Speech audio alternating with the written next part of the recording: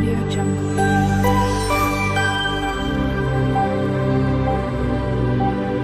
Audio Jungle. Hello everyone, જય શ્રી કૃષ્ણ. મારી ચેનલમાં તમારું સ્વાગત છે. તો આજે હું સુરતની ફેમસ ઇન્સ્ટન્ટ ચટપટી કોલેજિયન ભેલની રેસીપી શેર કરવાની છું. આ પરફેક્ટ સામગ્રીથી જો તમે કોલેજિયન ભેલ બનાવશો તો તમારી ભેલ પણ ખટ્ટી મીઠી અને ચટાકેદાર બનશે. ચેનલ પર નવા હોવ તો જરૂરથી ચેનલ સબસ્ક્રાઈબ કરજો, જેથી મારા દરેક વિડીયોનું નોટિફિકેશન તમારા સુધી પહોંચશે.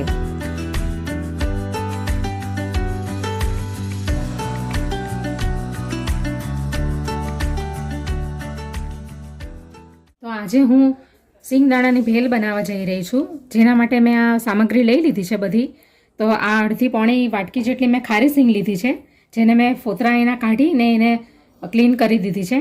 અને એની અંદર નાખવા માટે આ એક નાનું ટામેટું છે, જેને મેં ચોપ કરી લીધું છે ઝીણું ઝીણું. અને આ એક ચમચી જેટલા ધાણા છે, લીલા ધાણા. અને આ એક નાનો કાંદો છે, જેને ઝીણો ઝીણો મેં કાપી લીધો છે, અને અડધું લીંબુ. અને એની અંદર નાખવા માટે આ ખાટી અને મીઠી ચટણી છે, આ ગોળ અને આમલીની. અને આ ગ્રીન ચટણી છે, રેગ્યુલર જે આપણે બનાવતા હોઈએ છીએ. અને આ ઝીણી સેવ છે. અને એની અંદર મસાલા નાખવા માટે આ ચાટ મસાલો છે અડધી ચમચી, આ સ્વાદ અનુસાર મીઠું લીધું છે. અને આ જીરાલું પાવડર છે, આ જે છાશમાં નાખે છે ને એ. તો હવે આપણે સિંગદાણાની ભેલ બનાવવાનું ચાલુ કરીએ. સૌથી પહેલાં આ સિંગદાણા અંદર નાખી દઈશું. પછી આ ટામેટાં અંદર નાખી દઈશું.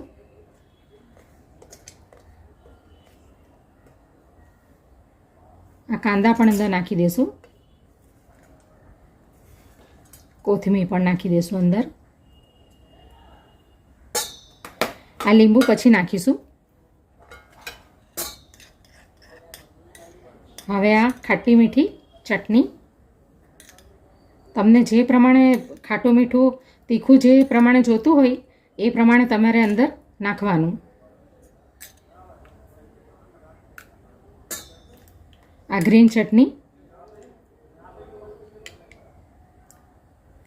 2 થી 3 ચમચી જેટલી નાખી દીધી છે. હવે આ મસાલા એ પણ નાખી દઈશું અંદર. અને આ સેવને થોડીક ઉપર આપણે ગાર્નિશિંગ કરવા માટે રવા દઈશું. હવે થોડું આપણે અંદર લીંબુ પણ નાખી દઈશું. તમને જે પ્રમાણે ખાટું જોઈતું એ પ્રમાણે નાખવાનું. અને ગોળ અને આમલીની આ ચટણી તો છે જ, એટલે તમારે નાખવું હોય તો નાખવાનું, નકર સ્કીપ કરી દેવાનું. હવે આપણે એને મિક્સ કરી લઈશું.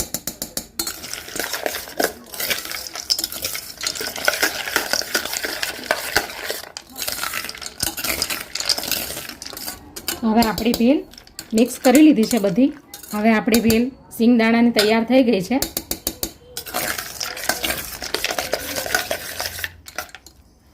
હવે આપણે એને ડીશમાં સર્વ કરી લઈએ.